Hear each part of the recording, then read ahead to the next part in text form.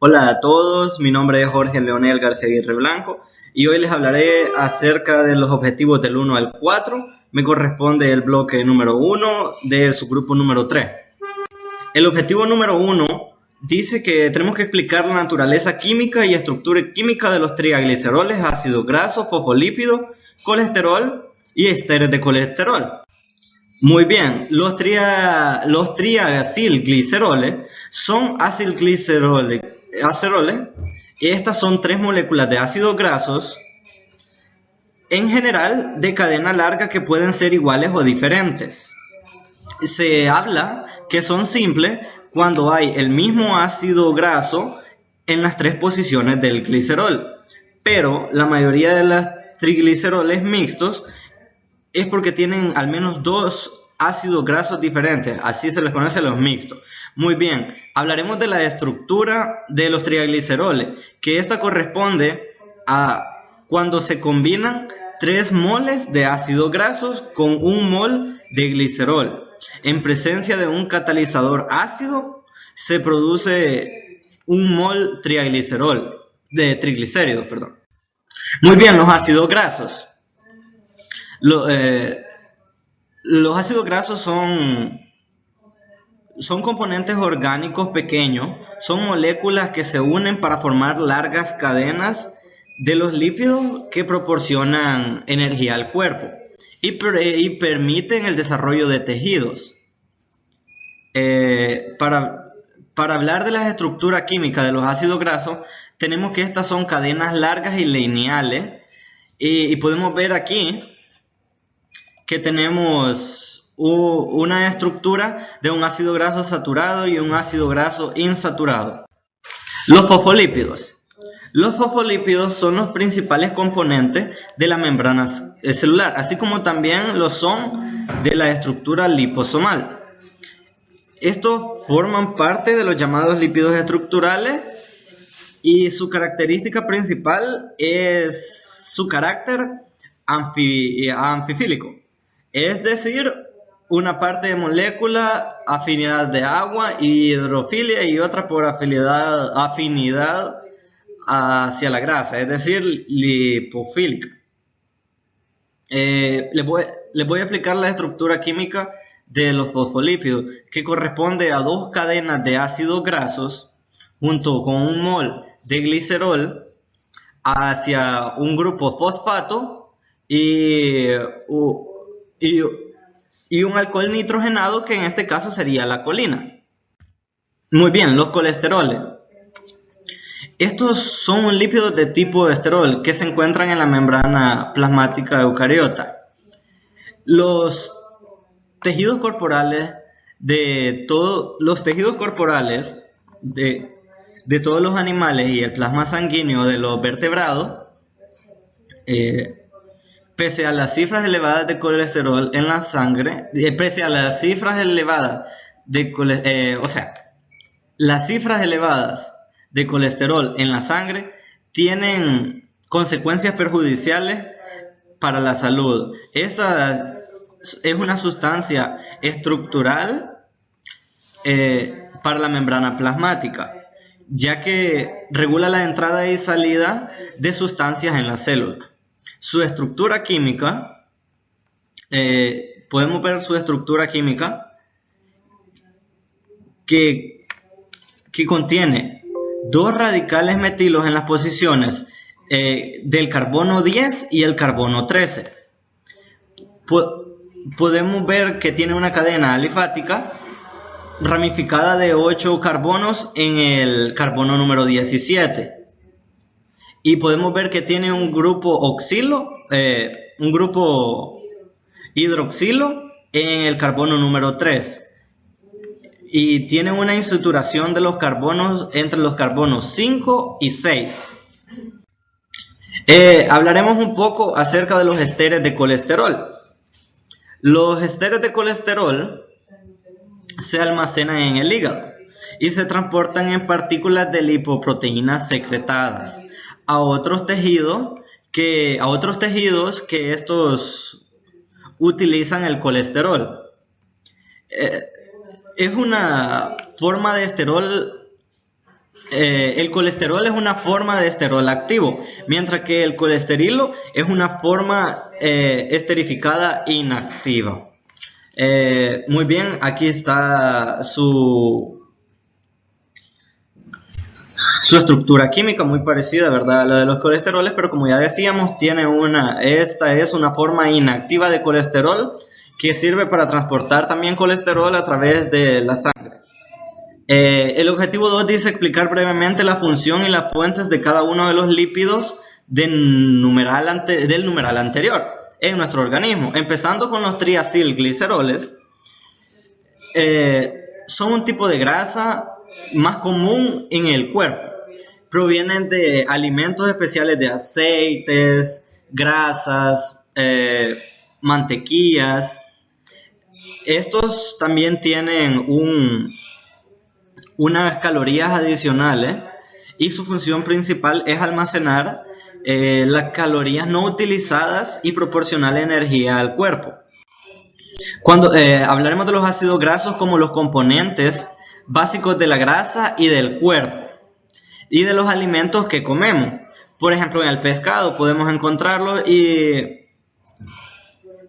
durante la digestión el cuerpo descompone las grasas en ácido. Recordemos que los ácidos grasos tienen funciones numerosas en el cuerpo, incluyendo, ¿verdad?, el almacenamiento de energía.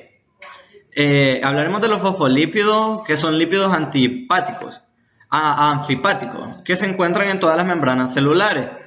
Disponiendo de como bicapa lipídica, los fosfolípidos requeridos por el cuerpo por varias razones. Estas razones son como mantener la estructura celular y actuar como una membrana semipermeable para permitir que ciertas sustancias puedan entrar y salir de la célula. La producción y almacenamiento de energía también es una característica de los fosfolípidos y también tienen un desempeño en la coagulación de la sangre de nuestro cuerpo. Es decir, los fosfolípidos tienen diversos factores de beneficio a nuestro cuerpo. El colesterol, podemos decir que su cuerpo produce todo el colesterol. Nuestro cuerpo produce todo el colesterol que necesita. Esta sustancia es serosa, es decir, grasosa, y se encuentra en la sangre. Es necesaria para la formación de hormonas. El metabolismo de la vitamina D, este es imprescindible para la absorción del calcio y los ácidos biliares. Los esteres de colesterol estos son derivados del colesterol, al que se ha unido covalentemente a un ácido graso, ¿verdad?, convirtiendo el colesterol en una forma más hidrófoba. Los esteres de colesterol se almacenan en el hígado y, como habíamos hablado, los esteres de colesterol se transportan a través de lipoproteínas transportadas a otros tejidos. Estas esteres de colesterol, como sabemos, son un estado pasivo y el colesterol pasan de colesterol que está en un estado activo a un estado pasivo como esteres de colesterol. El objetivo 3 nos dice recordar los factores que determinan los niveles lipídicos en la sangre. Bien, sabemos que los lípidos son un conjunto de grasas y de sustancias relacionadas que presentan constituyentes importantes de las células y aseguran una fuente de energía. Bien, aquí tenemos las fuentes de colesterol, las fuentes de colesterol y las fuentes de triglicéridos, que son las dos fuentes más importantes de grasa en el organismo. Tenemos que podemos obtener el colesterol, como decíamos, que lo produce el cuerpo, pero que también lo podemos absorber mediante tipos de alimentos ricos en grasa, como lo es el huevo. El hígado también incrementa los triglicéridos, pero también los podemos obtener de una manera en otro tipo de alimentos, como lo son los cacahuates. Y todos estos se transportan a través de la corriente sanguínea, como lo podemos ver aquí, ¿verdad? Para determinar el nivel de lípidos en la sangre podemos utilizar el perfil lipídico o panel de lípido. Este es un panel de análisis sanguíneo que sirve como método para la evaluación médica que ayuda a identificar anormalidades en los lípidos, como el colesterol, los triglicéridos. El perfil de los lípidos es posible realizarlo ya sea una prueba de lípidos en sangre. En ella se analizan de manera puntual los elementos de los lípidos. Bien, estos rangos de colesterol LDL para los adultos.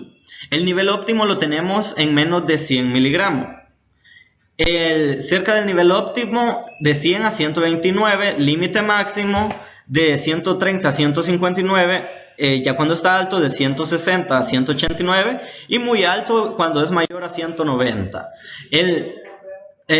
Los niveles altos de triglicéridos se vinculan a riesgos de enfermedades cardíacas. Normal tenemos que es menor a 150 miligramos, el límite máximo de 150 a 129 miligramos por decigramo, alto de 200 a 499 por 499 gramos y muy alto de 500 en adelante.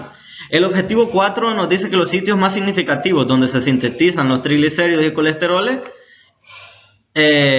tenemos que explicar la diferencia entre síntesis de TAC en hígado y tejidos adiposos.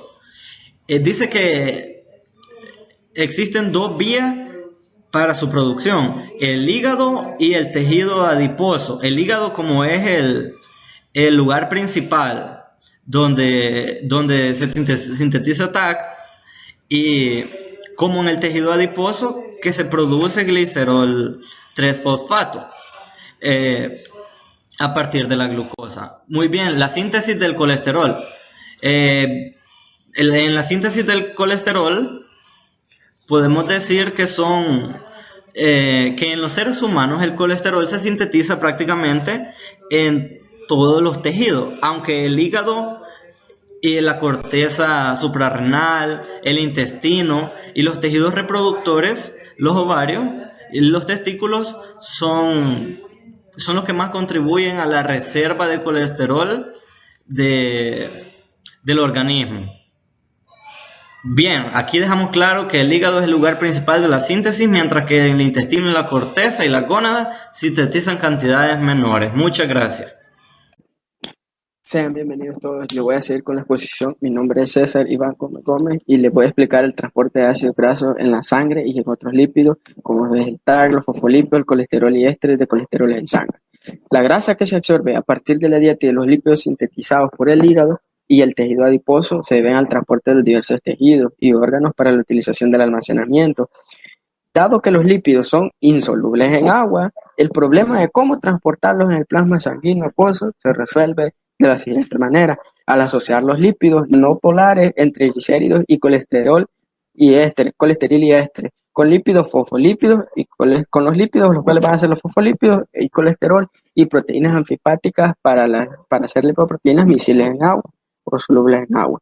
Las lipoproteínas son moléculas compuestas de proteínas y de grasa encontradas encargadas de trasladar el colesterol y otras sustancias grasas similares a través de la sangre. Su apariencia física es esférica, son hidrosolubles y presentan un núcleo de lípidos apolares, tales como el colesterol esterificado y los triglicéridos, que están cubiertas por una capa externa hecha de apoproteínas, fosfolípidos y colesteroles libres. Ahora bien, estamos hablando que es la construcción de una micela, la cual va a ser la parte hidrofílica, que va a ser de apoproteínas, de fosfolípidos y de colesterol, y va a tener la parte que es la parte no polar, que va a estar compuesta de triglicéridos y ésteres de colesteroles. Ahora bien, tenemos principales lipoproteínas plasmáticas. Esta la vamos a ver más adelante también. Tenemos que es la VLDL, que estos son acrónimos en inglés, lo cual no se hace literalmente la traducción cuando es en español, pero la VLDL son de baja densidad, la IDL de densidad intermedia, la LDL de baja densidad, la HDL de alta densidad, y tenemos que la DLL, que es la de baja densidad, También es considerada como colesterol malo porque transporta el colesterol desde los tejidos y las proteínas están enriquecidas en colesterol y una gran cantidad elevada en sangre. Esta está correlacionada con enfermedades del corazón. Tenemos la HDL, que es la proteína de alta densidad, que es con el colesterol bueno, porque capta y esterifica el colesterol procedente de los tejidos y los transfiere al hígado o a los tejidos que fabrican hormonas esteroideas. Ahora bien, tenemos, por tiempo, les voy a explicar pequeñas partes y se los voy a explicar mejor en un pequeño esquema. Tenemos los ácidos grasos no esterificados se metabolizan con rapidez. Tenemos que van a surgir en el plasma a partir de la desintegración de triglicéridos en el tejido adiposo como resultado de la acción lipoproteína lipasa, las cuales la pueden tener más adelante. La combinación con la albúmina. Ahora bien, tenemos que se van a eliminar en la sangre con rapidez por dos formas, la cual es la oxidación y otra es por la esterificación. La oxidación, que es 25% y 50%, que va a satisfacer los requerimientos de energía en la inanición. Pero entonces usted va a preguntar, o ustedes van a preguntar, ¿qué es la inanición? Tenemos que hacer la extrema debilidad física producida por la falta de alimento. Entonces, la inanición de los lípidos esterificados de la circulación o en el tejido también se oxidan de modo particular en la célula del corazón, el músculo cardíaco.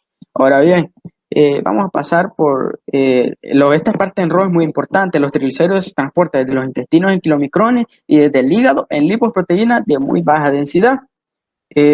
Tenemos que los kilomicrones van a ser en el kilo, se encuentran en el kilo formado solo por el sistema linfático, el cual va a drenar el intestino. Esto es muy importante. Y se transportan líquidos de la dieta a la circulación. Tenemos la VLDL en el plasma, son de origen hepático, o sea, del hígado, y son los vehículos de transporte de los triglicéridos desde el hígado hacia los tejidos extrahepáticos. Y tenemos los kilomicrones, que van a ser las proteínas de muy baja densidad que se encargan y se catabolizan con rapidez. Ahora bien, pasemos, ahora sí, el transporte de los lípidos se lleva a cabo desde la ingesta hasta su procesamiento. Va a estar acompañado por estas moléculas que son importantes, las lipoproteínas, que ya las había mencionado anteriormente. Tenemos los kilomicrones, como podemos ver aquí, las cuales son las primeras lipoproteínas que se forman derivadas de la alimentación. Ahora bien, recordemos que la linfa va a drenar el intestino, como ya se los había mencionado, y vamos a tener los que son los kilomicrones, los cuales al llegar a los capilares, a través de la hidrólisis de los triglicéridos en los capilares por la lipoproteína lipasa, va a romper los enlaces del glicerol y de los ácidos grasos. Y entonces, este glicerol va de regreso al hígado para la síntesis de la glucosa.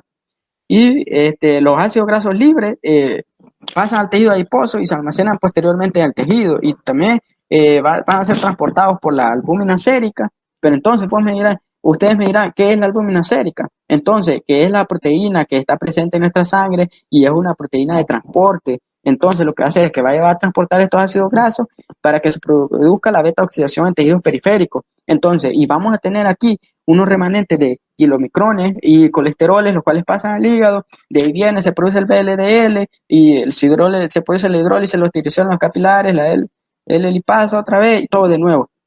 Y que ya te había explicado. Y entonces tenemos remanentes de VLDL y que vamos a tener que hacer los IDL. Entonces, estos que pasan, tienen dos formas. Pasan al hígado y también lo que se convierte en LDL, proteínas de baja densidad, los cuales van a pasar a los colesteroles de los tejidos periféricos y los músculos y órganos. Y también puede regresar a ser LDL como remanente, que va a ser a través de la LCAT plasmática. Pero ustedes me van a decir que es la LCAT, que es la lecitina colesterol aciltransferasa plasmática, y también de la ApoB100, que los va a dar más colesterol, que les va a ayudar a formarse. Ahora bien, también tenemos que se va a formar la HDL y puede pasar al hígado y también pasa a las glándulas endocrinas para la síntesis de hormonas esteroideas. Ahora bien, tenemos, como sé, explicar la estructura de una lipoproteína, clasificación, su composición, el metabolismo de los diferentes tipos de lipoproteínas. Tenemos que las lipoproteínas plasmáticas constituyen un sistema polidisperso heterogéneo, el cual vamos a tener que por heterogéneo, que está formado por distintos clases o naturaleza. Tenemos que una morfología esférica, como la podemos ver aquí, que tiene un núcleo hidrófico, core hidrófico, formado por lípidos no polares, o sea que no se disocian en agua, es decir, como el colesterol esterificado y los triglicéridos, como vamos a tener aquí. que va a ser los triglicéridos y el éster de colesterol. Y una capa superficial hidrofílica que si es soluble en agua contiene el colesterol no esterificado y va a tener la apoproteína, los colesteroles y los fosfolípidos. Ahora bien, te expliqué en su estructura, vamos por la función, que depende del transporte de los lípidos entre los diferentes tejidos del organismo, como van a ser el hígado, los tejidos del cuerpo, los intestinos y el corazón. Como cuatro tenemos la clasificación según su densidad. Tenemos como primero los kilomicrones, de ahí la VLDL, que es de muy baja densidad, la lipoproteína, la LDL, que va a ser la lipoproteína de densidad intermedia, la LDL de densidad baja y la HDL de densidad alta. Como cuatro tenemos la composición, si va a estar compuesto de triglicéridos, de colesterol, de ester colesterol y fosfolípidos y proteínas, como podemos ver aquí. Y como cuatro, según su patología, que esto va a depender, por ejemplo, en la aterosclerosis, que es una enfermedad que conlleva al establecimiento o oclusión de las arterias grandes, es generada por el acúmulo de colesterol depositado por el LDL y puede producir cardiopatía coronaria. Pasemos a lo que es el recordar los valores normales en suero, el TAC, el colesterol totales, el colesterol LDL y el colesterol HDL, y relacionarlos con los valores del paciente. En el caso, tenemos que los valores normales, como el colesterol total, va a ser de 200 miligramos por decilitro, los triglicéridos 250 miligramos por decilitro y el colesterol HDL de alta densidad de 40 a 60 miligramos por decilitro. Estos son los valores normales y tenemos los valores del caso o del paciente que van a ser colesterol total por muy arriba del valor normal, que es 80, los 280 miligramos por decilitro, y los triglicéridos que van a tener 525 miligramos por decilitro, mucho más altos los valores normales. Y el colesterol HDL lo va a tener por 29 miligramos por decilitro, muy por debajo del valor normal. Entonces, esto hay que corregirlo. ¿Cómo? Me dirán ustedes, porque tenemos una siguiente tabla que expresa los valores resultantes, pero estos valores resultantes, gracias a la composición de la nueva dieta, el cual fue de un 20% de proteína, 55% de grasa, 21% de carbohidratos y 30 miligramos de colesterol diario. Después de 3 meses, estos fueron los valores resultantes. Por ejemplo, el colesterol total es de 215 miligramos por decilitro, el cual ya anda entre los valores, no anda entre los parámetros normales, pero anda acercándose. Y los triglicéridos, que de igual manera, de 176 miligramos por decilitro, y sabemos que los normales de 150. Y el colesterol HDL sí anda ya entre los parámetros normales. Y tenemos como 8 definir la hiperlipidemia y hiperproteinemia y diferenciar la hipoliproteinemia primaria de la secundaria. La hiperlipidemia es una afección que es el nivel de lípidos de grasa en la sangre está elevado y es un aumento del colesterol circulante, de los triglicéridos o de ambos. Entonces, la hiperlipidemia, ¿qué te da por entender? O sea, que tiene elevado los lípidos, una prueba en sangre. Entonces, ya puede ser que sea, recordando que los lípidos están compuestos principalmente por el colesterol y los triglicéridos. O sea, tanto la nutrición como factores relacionados, el estilo de vida, cómo mantener un peso saludable, limitar el consumo de alcohol, evitar el consumo de tabaco, actividad física adecuada, juega un papel importante para la prevención y el tratamiento de la hiperlipidemia. Y me podrías decir qué síntomas presenta. Bueno, se puede decir que casi no presentan síntomas. El problema es que te lleva a enfermedades eh, del corazón. Por ejemplo, casi siempre hay veces pega como dolor de cabeza, te conlleva enfermedades como lo es la aterosclerosis. Y tenemos que es la hiperlipoproteinemia, que es una anomalía del transporte lipídico que se produce por un aumento de la síntesis o retraso de la agregación de las lipoproteínas que transportan el colesterol y los triglicéridos en plasma. Entonces, en sencillo, es que tiene elevada la proteína. Ahora bien, hay dos tipos, la hiperlipoproteinemia, que es la primaria, que no hay enfermedad subyacente, o sea, que no sea por enfermedades, y la secundaria, que es provocada por afecciones subyacentes, el cual es la diabetes, alcoholismo, anticonceptivos tóxicos, endocrinas, infecciones y hepatomatía y renales. Gracias. Continuando con la discusión de bioquímica, les hablaré sobre los objetivos del 9 al 12. El objetivo 9 nos dice describir la clasificación de las hiperlipoproteinemias. Acá podemos observar las HDL y las LDL, donde HDL, como sabemos y se ha mencionado anteriormente, significan las lipoproteínas de alta densidad y las LDL las de baja densidad. Las hiperlipoproteinemias. Con respecto a las hiperlipoproteinemias, su significado, donde hiper quiere decir que hay un aumento y lipoprotein quiere decir lipoproteínas. Hemias quiere decir que está en la sangre. Entonces las hiperlipoproteinemias, como su abreviatura HLP, estas comprenden lo que son las alteraciones producidas por el aumento de las lipoproteínas. Entonces esta patología es debido a eso. Existen varias causas, entre ellas están las dietéticas, la genética, la secundaria. Con respecto a las HLP, que en el estado en el que su concentración de colesterol y triglicéridos vehiculizados, estos exceden a la normalidad. Decimos que su clasificación puede ser fenotípica o etiopatogénica. También pueden ser primarias o secundarias. Estas, con respecto a las primarias, pueden ser causadas por defectos genéticos o factores hereditarios, por lo tanto decimos que son a base genética. Y secundarias pueden ser por consecuencias a otras patologías. Acá podemos observar en esta gráfica con respecto a las hiperlipoproteinemias primarias. Habíamos mencionado que estas se clasifican en fenotípicas o etiopatogénicas.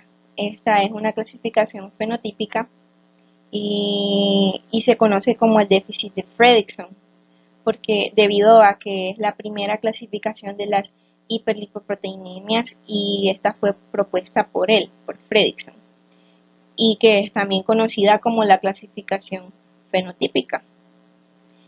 Acá podemos observar que tenemos la tipo 1, esta presenta un déficit subyacente habitual en la lipoproteína lipasa, también una deficiencia en la apolipoproteína C2. Al igual tenemos la tipo 2A, que presenta un déficit en el receptor de las lipoproteínas de baja densidad o una sobreproducción de estas. Las tipo 3 presentan una disminución a la eliminación de los remanentes, y esto puede ser debido a la existencia de isoformas particulares de las apolipoproteína E o a una deficiencia de la apolipoproteína E. Al igual tenemos la tipo 4 y la tipo 5. Continuando, acá también tenemos en esta tabla las hiperlipoproteinemias primarias desde una clasificación etiopatogénica. Decimos que las hiperlipoproteínas primarias, estas son resultantes de las mutaciones de los genes simples. Podemos observar dentro de las alteraciones genéticas que hay en ellas, podemos encontrar lo que es una deficiencia familiar en la lipoproteína lipasa, con un defecto bioquímico en la deficiencia de la lipoproteína lipasa, en patrón de lipoproteína, que son los kilomicrones, un patrón lipídico en familias, la tipo 1, que habíamos mencionado en la gráfica anterior, una deficiencia familiar en la apoproteína C2, y al igual en un defecto bioquímico. También tenemos la hiperlipoproteinemia, la tipo 3, la hipercolesterolemia familiar. Esta tiene como defecto bioquímico una deficiencia del receptor para las lipoproteínas de baja densidad. Al igual la hipercolesterolemia familiar y la hiperlipemia combinada familiar. Habíamos mencionado que las hiperlipoproteinemias, según su clasificación, pueden ser primarias o secundarias. Las secundarias son las que son a base de otra patología. Entre ellas tenemos dos clasificaciones, la hipertrigliceridemia y la hipercolesterolemia. Dentro de la hipertrigliceridemia tenemos presentes la diabetes mellitus, que forma parte de esta clasificación, la ingesta de alcohol, la nefrosis severa, una uremia, la mixedema, un hipopituitarismo, una acromegalia, lipodistrofia. En la hipercolesterolemia tenemos hipotiroidismo, una nefrosis temprana, una lipemia y anorexia nefrosa, colestasis, hipopituitarismo también. Todas ellas forman parte de lo que son las hiperlipoproteinemias secundarias. El objetivo número 10 nos dice explicar las diferencias lipídicas fundamentales presentes en las hiperlipoproteinemias. Con respecto a las hiperlipoproteinemias, podemos mencionar que estas presentan un aumento plasmático en la concentración de las lipoproteínas. Habíamos mencionado que son enfermedades adquiridas, ya sea genéticamente o adquiridas o así por familia. Entre ellas podemos decir que se distinguen 6 tipos en relación con la fracción o fracciones de lipoproteínas que se encuentran afectadas. Tenemos lo que son las tipo 1, que estas se caracterizan por hiperquilomicronemia y déficit de la lipoproteína lipasa, que ya la habíamos mencionado anteriormente. Esta cursa con niveles de colesterol normales y de triglicéridos muy elevados. La tipo 2A, esta se caracteriza por un aumento del colesterol con trigliceridemia normal. En el tipo 2B, con un incremento de las lipoproteínas de baja densidad y también las lipoproteínas de muy baja densidad. También tenemos lo que son las tipo 3, que estas presentan un acúmulo de beta-lipoproteínas, colesterol y triglicéridos. Las tipo 4, estas están caracterizadas por un aumento de los niveles de las lipoproteínas de baja densidad y de los triglicéridos, con el colesterol normal o elevado. Las tipo 5, estas presentan un aumento de los kilomicrones, las lipoproteínas de muy baja densidad y los triglicéridos, al igual que las anteriores, con el colesterol total elevado y las lipoproteínas de baja densidad disminuidas. El objetivo 11 nos dice explicar la clasificación de las lipoproteínas en base al método electroforético y cómo el análisis electroforético de las lipoproteínas puede ayudar en el diagnóstico de enfermedades tales como las discutidas en el caso. Con respecto al método electroforético, la clasificación de Fredrickson también cuenta como electroforéticamente, al igual las enfermedades discutidas en el caso, que se va a mencionar más adelante. La clasificación de las lipoproteínas con movilidad electroforética, podemos decir que estas lipoproteínas se van a clasificar sobre la base de su densidad, la movilidad electroforética y su naturaleza del contenido de la apoproteína. Entonces, esta clasificación de lipoproteínas será por su movilidad electroforética. Entonces, las lipoproteínas también son clasificadas por su configuración electroforética, como había mencionado, que es la movilidad. Entre ellas está la movilidad alfa, la beta, la prebeta y las lipoproteínas amplias beta. Estas son las clasificaciones que tienen. Las hiperlipoproteinemias ya habíamos mencionado que pueden ser primarias a base genética o secundarias como una consecuencia de otras patologías. Estas también se pueden caracterizar por tener aumentos solo en el colesterol, y esto lo podemos llamar como una hipercolesterolemia pura o aislada, o sea, cuando hay un aumento en el colesterol y aumento solo en los TG, por ejemplo la hipertrigliceridemia, esta puede ser pura o aislada. Los aumentos en el colesterol y los TG hipertrigliceridemias mixtas o combinadas. Con respecto al diagnóstico de las enfermedades, podemos decir que estas se han asociado a las hiperlipoproteinemias con la aparición de enfermedades como lo es la cerebrovascular, y se ha establecido la conveniencia de emplear electroforesis.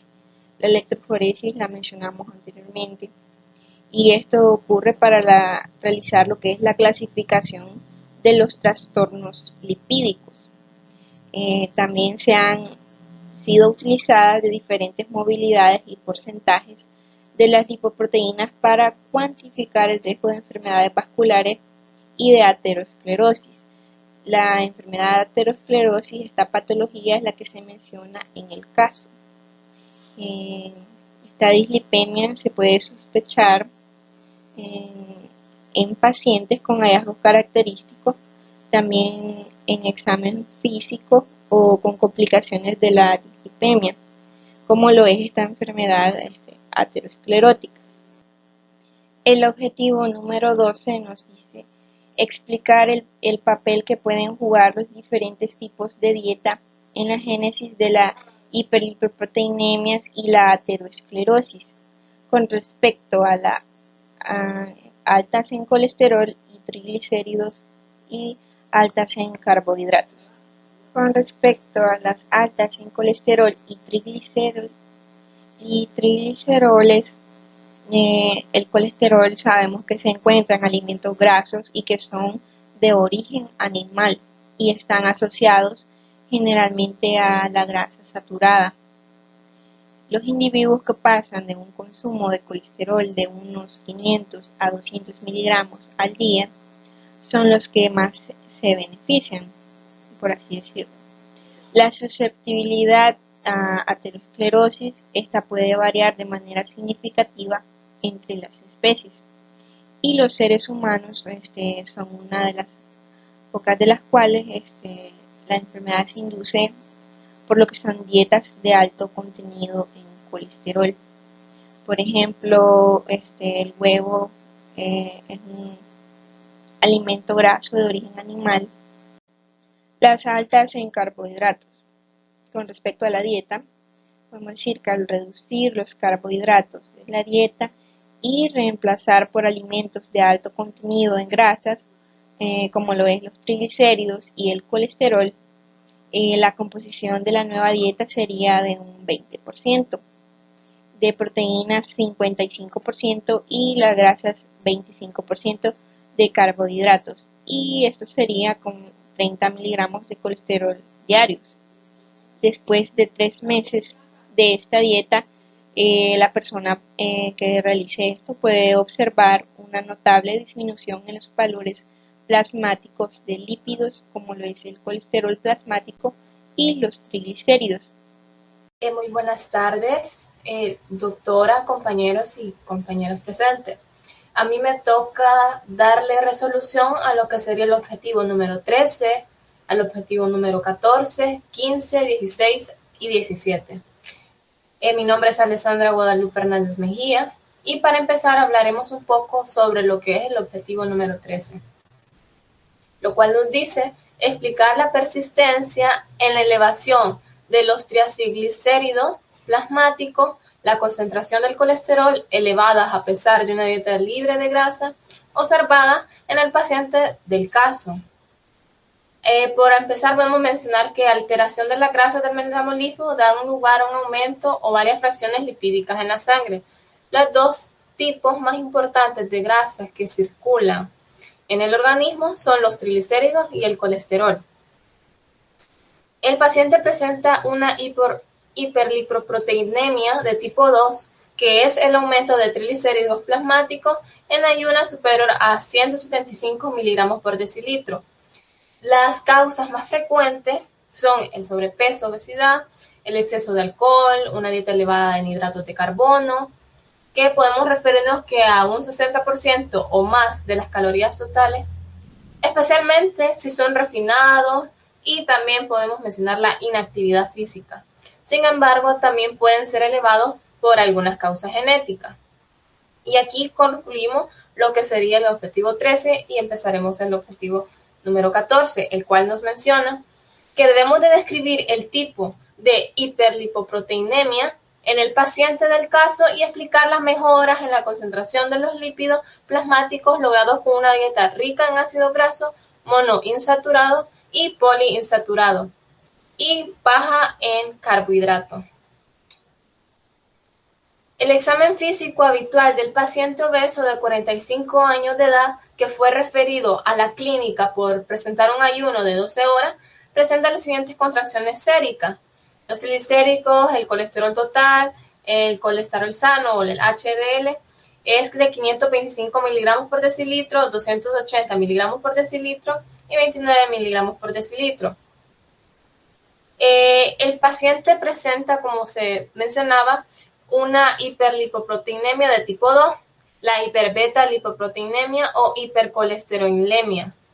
Se caracteriza por un incremento de lipoproteína LDL o un incremento tanto de la LDLA como la prebeta lipoproteinemia y se da tanto de forma hereditaria o también puede ser de manera adquirida. Los pacientes con estas patologías tienen un mayor riesgo de aterosclerosis, especialmente de las arterias coronarias, y tienen cantidades elevadas de colesterol en el plasma.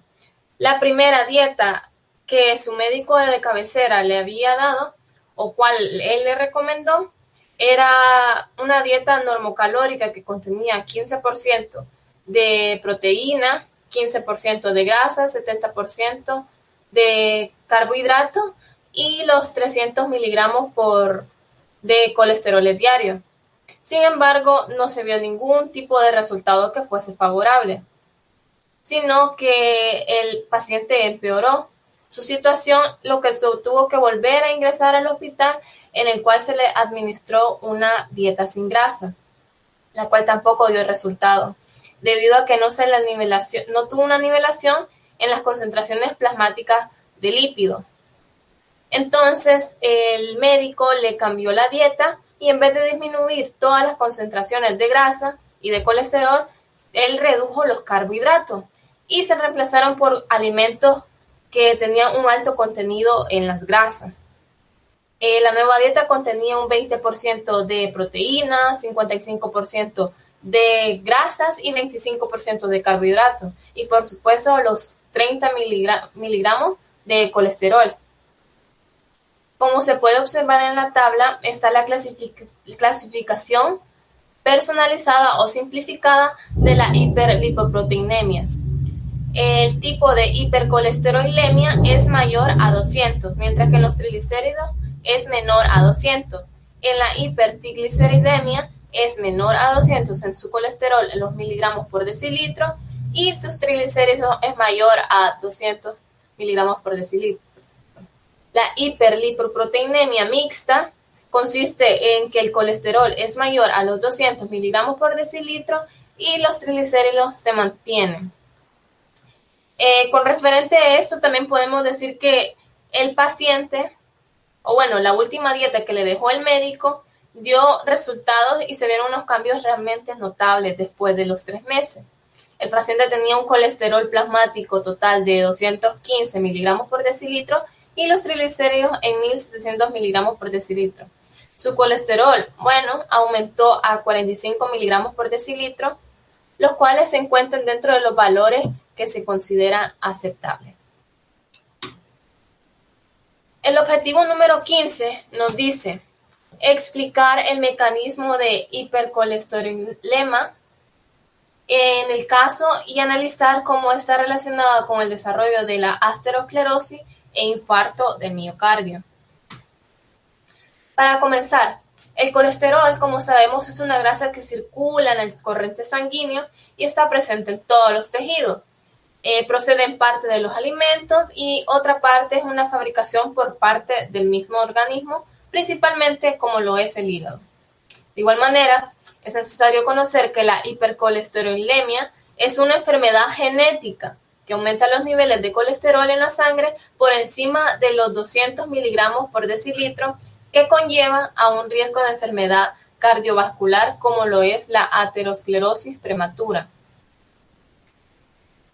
En este caso en específico, donde observamos los valores de los triglicéridos, es de 525 miligramos por decilitro, el colesterol es de 280 miligramos por decilitro y el 29 miligramos por decilitro. En específico, el mecanismo de la hipercolesterolemia, en este caso involucra una elevación o una concentración alta del LDL y VLDL, debido al alto valor de colesterol total reflejado, pero a la baja concentración de HDL. Lo anterior posiblemente desencadena por la obesidad existente o algún tipo de enfermedad o algún tipo de afección congénita. Esta enfermedad está completamente relacionada con la hipercolesterolemia, ya que consiste en que la luz de las arterias coronarias se llegan a estrechar progresivamente debido a la acumulación de la grasa, del colesterol y de alguna otra sustancia dentro de las mismas arterias, y sobre sus paredes, lo que conduce al desarrollo de las placas ateromatosas. Las placas pueden provocar el estrechamiento de las arterias, obstruyendo el flujo sanguíneo. La placa también puede reventar formando un coágulo de sangre. Y aquí podemos decir que lo anterior conlleva una gran alarma, pues estas placas pueden desprenderse de las paredes vasculares y salir de la circulación del sistema, provocando que se dé la obstrucción completa de una arteria coronaria, en donde el aporte sanguíneo se suprime, pudiendo provocar la muerte de una porción del músculo cardíaco, dando como resultado, un infarto a lo que sería el miocardio. El objetivo número 16 nos dice enumerar otros factores, además de las dietas, que pueden jugar algún rol en la etiología de la aterosclerosis. Pueden ser estrés, tabaquismo, vida sedentaria, género, edad, alcohol o genéticos, por los cuales hablaremos más a profundidad. Por tabaquismo, el humo del cigarrillo contiene nicotina y otros compuestos químicos tóxicos para el endotelio vascular. Tabaquismo, incluso pasivo, aumenta la reactividad de las plaquetas, las concentraciones plasmáticas de fibrinógeno y el hematocrito, con incrementar consiguiente la viscolaridad de la sangre. Con respecto al alcoholismo, tiene la condición antielemento, disminuye notablemente el apetito, que produce calorías vacías, es decir, que no genera energía. Y aquí afecta la mucosa del sistema digestivo e impide la absorción adecuada de los alimentos que se ingieren y aumenta notablemente las necesidades de vitaminas en el organismo, aunque cada gramo de alcohol aporta 7 calorías y que esas no son capaces de producir energía sin que se almacene para, por decir así, un uso posterior. Se utilizan también las células para su metabolismo basal. Con respecto en el factor genético, la arteriosclerosis constituye una situación más relevante y se ha descrito un número considerable de polimorfismos posiblemente implicados. Diferentes polimorfismos condicionan un incremento o una reducción en el riesgo de desarrollar un infarto en el miocardio, aunque ciertamente este efecto es bastante pequeño o no es tan notable. Con referente a la edad y el sexo, sabemos que como la edad avanzada, el sexo y la herencia son factores que influyen en la aterosclerosis. Aunque tanto en hombres como en mujeres sufren de aterosclerosis, los hombres sufren 10 años antes que las mujeres, en una edad entre los 40 y los 50 años, especialmente en aquellas personas con antecedentes familiares de enfermedades causadas por aterosclerosis. Otro factor que implica aquí es la vida sedentaria. Y aquí podemos mencionar que la OMS calcula que alrededor del 60% de lo que sería de la población mundial no realiza actividades físicas necesarias para tener beneficio en la salud. Los tres enemigos de la salud, las consecuencias sanitarias de esta situación pueden ser bastante devastadoras. La falta de ejercicio físico predispone a sufrir sobrepeso y el trío de los principales enemigos de la salud cardiovascular sería hipertensión, el colesterol elevado y, por supuesto, la diabetes. Otro factor podríamos mencionar el estrés, que la causa de este efecto es que el estrés produce una disfunción del endotelio de las arterias, es decir, hace que la poca cantidad de grasa que pueda haber en la sangre se acumule y forme como una placa. Eso es lo mismo que haría con el tabaco o la hipertensión, y al provocar disfunción de las arterias comenzaría lo que sería la arteriosclerosis. El objetivo número 17, nuestro último objetivo, nos dice razonar por qué la omisión de las grasas en la dieta puede eventualmente ser causada por alguna enfermedad. La grasa es un tipo de nutriente. Siempre será necesario un poco de grasa en su dieta. La grasa es una fuente de energía y ayuda al cuerpo a absorber vitaminas. Como sabemos, también tiene un rol importante en los niveles de colesterol. No todas las grasas son iguales. Se debe intentar evitar algunos tipos de grasa saturada, como las mantequillas, las grasas sólidas, las grasas de cerdo, las grasas trans, que se encuentran en las grasas vegetales de ciertas margarinas, galletas saladas, dulces, los bocadillos y otras comidas hechas o fritas con aceites parcialmente hidrogenados. Aquí podemos decir que las grasas son malas para la salud de muchas maneras. Estas pueden producir riesgo de enfermedades cardíacas, ya que su cuerpo necesita grasa saludable para obtener energía y realizar otras funciones. Pero un exceso de grasa saturada puede causar la acumulación ya sea de colesterol en las arterias, y también que las grasas saturadas elevan en lo que sería el colesterol, ¿no? El LDL, que sería el colesterol malo. Un colesterol malo o LDL alto incrementa su riesgo de enfermedad cardíaca y accidente cerebrovascular. Muchos alimentos contienen altos en grasas como la pizza o algunos productos de panadería, y alimentos fritos tienen mucha grasa saturada. Comer demasiada grasa puede agregar calorías adicionales a su dieta y provocar subir de peso. Todas las grasas contienen 9 calorías por gramo de grasa. Este es más del doble de la cantidad que se encuentra en los carbohidratos de proteína. Bajar el consumo de alimentos que tienen contenido alto en grasas puede ayudar a mantener su peso bajo control y su corazón saludable. Permanecer en un peso saludable puede reducir también lo que sería el riesgo de desarrollar diabetes, enfermedad cardíaca y otros problemas de salud. Aquí, como habíamos mencionado, bajar el consumo de alimentos que tienen contenido alto en grasas puede ayudar a mantener el peso y todo bajo control. Hasta aquí ha sido mi participación. Muchas gracias. Objetivo 18. Explicar brevemente las posibles razones de las alteraciones que sufren los niveles séricos de colesterol, LDL, HDL, en algunos estados patológicos, diabetes mellitus y pancreatitis. Las alteraciones en los niveles séricos de colesterol, LDL, HDL en la diabetes mellitus. El patrón lipídico característico de la diabetes tipo 2 consiste en un aumento de la concentración de triglicéridos, disminución en los niveles de colesterol de las lipoproteínas de alta densidad, HDL, y aumento en el número de lipoproteínas de baja densidad, LDL. Los niveles de triglicéridos suelen tener una buena correlación con el control glicémico, es decir, que suelen disminuir con un adecuado control de la diabetes mellitus. Las alteraciones en los niveles séricos del colesterol LDL-HDL en la pancreatitis.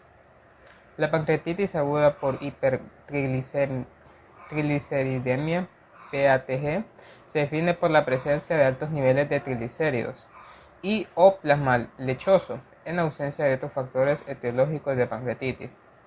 La teoría más popular es que la exposición de la lipasa pancreática al plasma con exceso de triglicéridos hace que los ácidos grasos se acumulen en el tejido pancreático. Objetivo 19.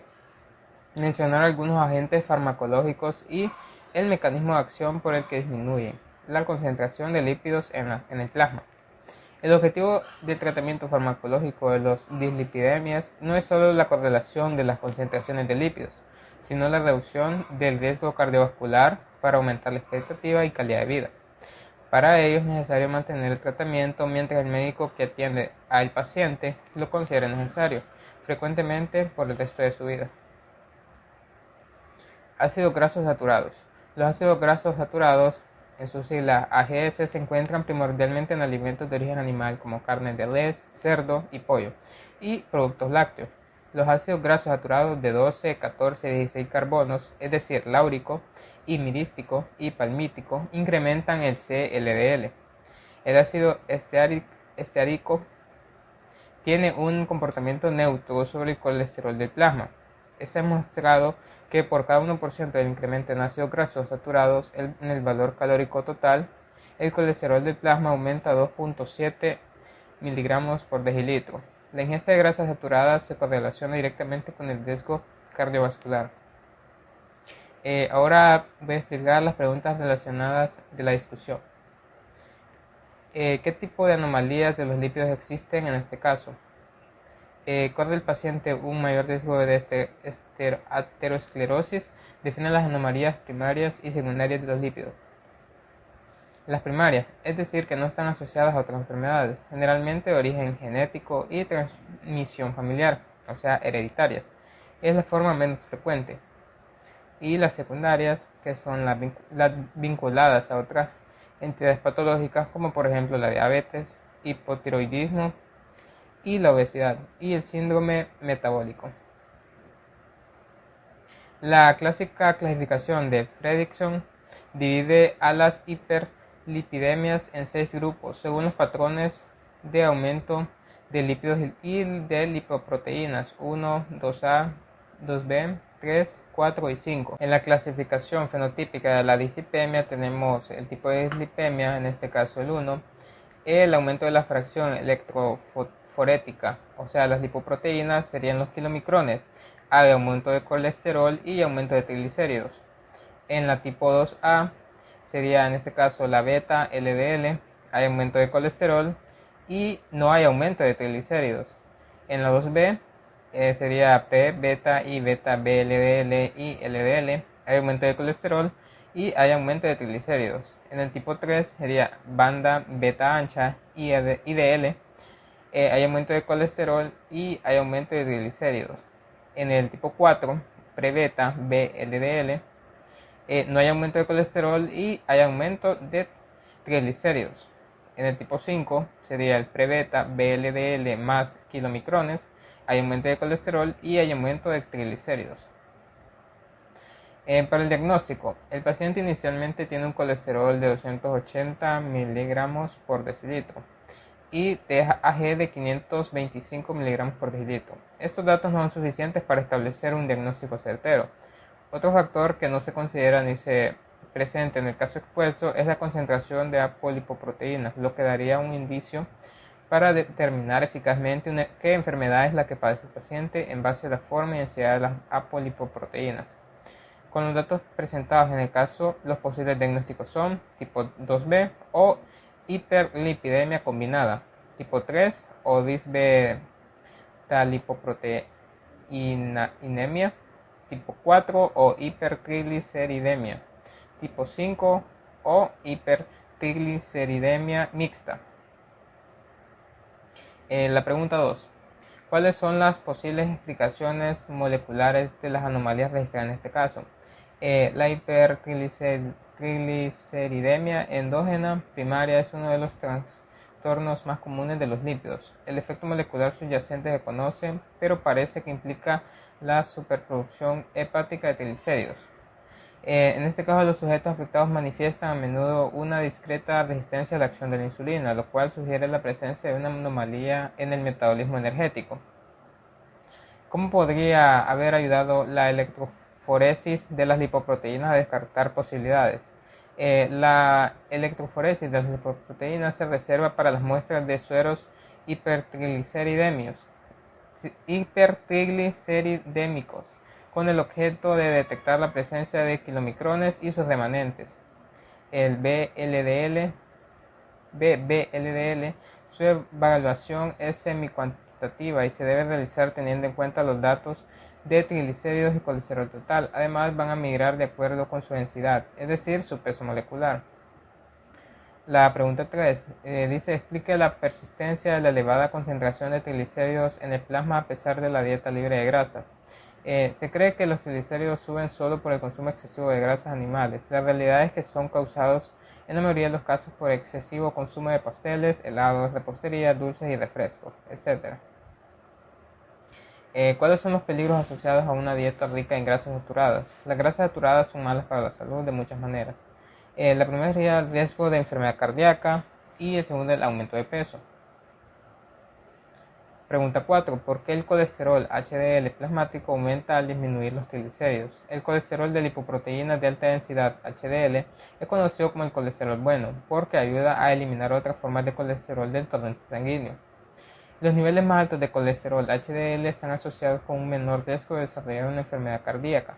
Por ello, cuando el colesterol HDL aumenta, disminuyen los triglicéridos porque este elimina el exceso de colesterol plasmático y lo lleva al hígado, donde este será descompuesto y eliminado.